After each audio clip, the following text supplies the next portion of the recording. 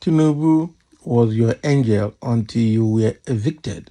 Now he is a demon. Shehu Sani shades Rufai. Not be lie. I remember when the Tinubu was campaigning, he went to Kaduna to meet with Rufai. And Rufai even hosted him in Kaduna. So we're even thinking that Rufai had gotten a place. Probably he would be the vice president or something, you know.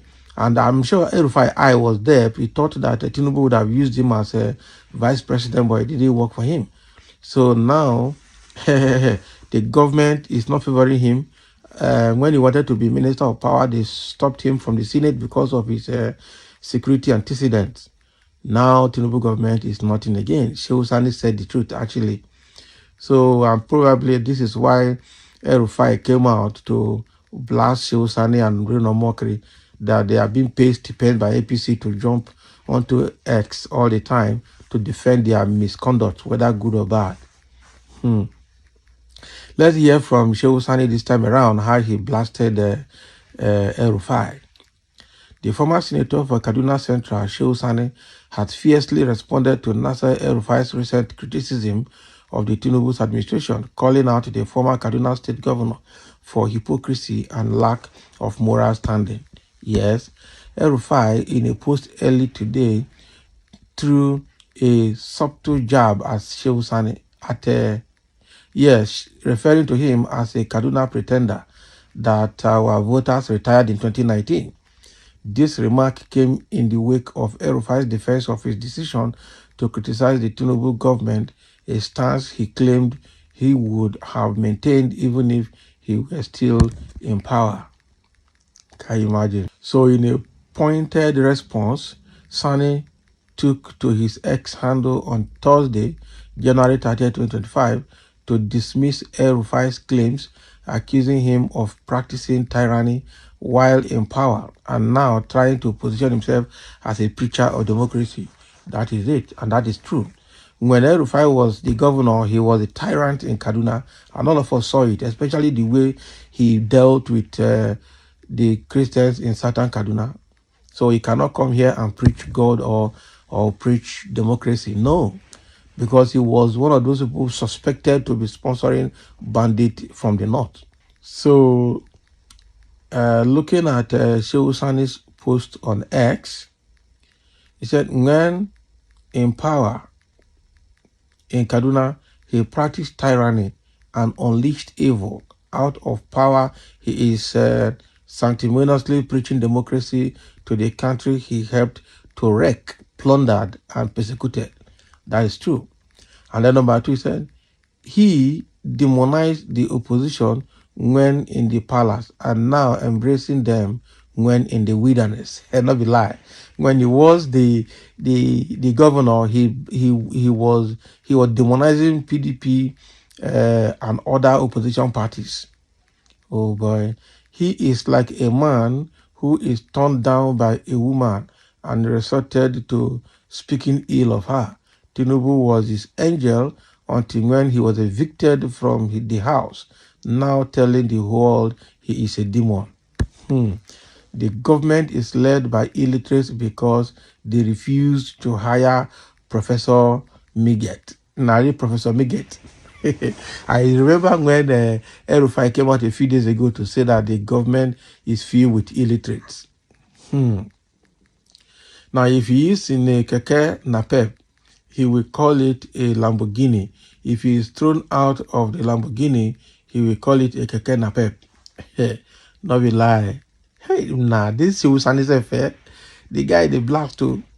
So El-Rufai is somebody that if he's in a keke napep, he will say he's in a Lamborghini. But if he's in a Lamborghini and he's thrown out of that Lamborghini, he will say Lamborghini is a keke napep. Hey, can you imagine this kind of the way this guy fire him? The man with a history of undisguised intolerance to opposition and hypersensitive allergy to criticism have no moral and, saintly fit to stand on the pulpit of democracy to preach about good governance.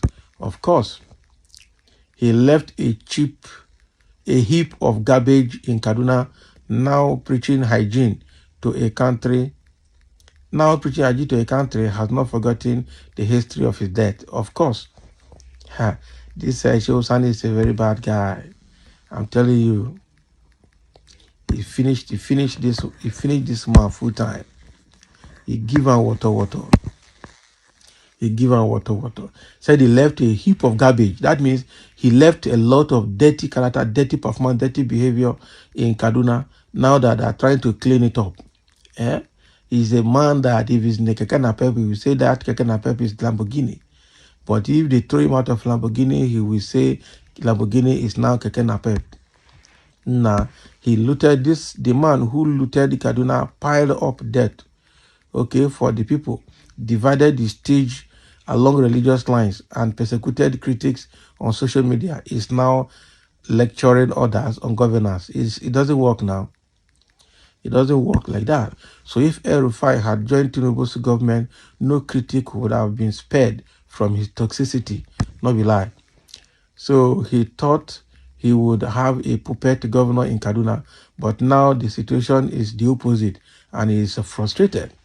Now jobless, Rufai often seeks invitation to northern public events where he stirs up sectional sentiments.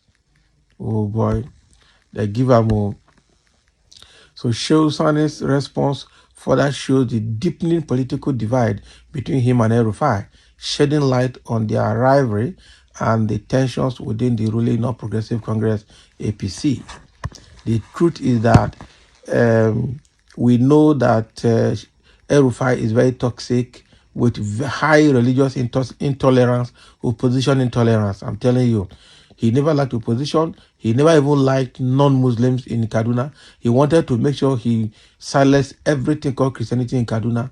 We know all his antecedents. And that is why he will be the last person that anybody would do anything with.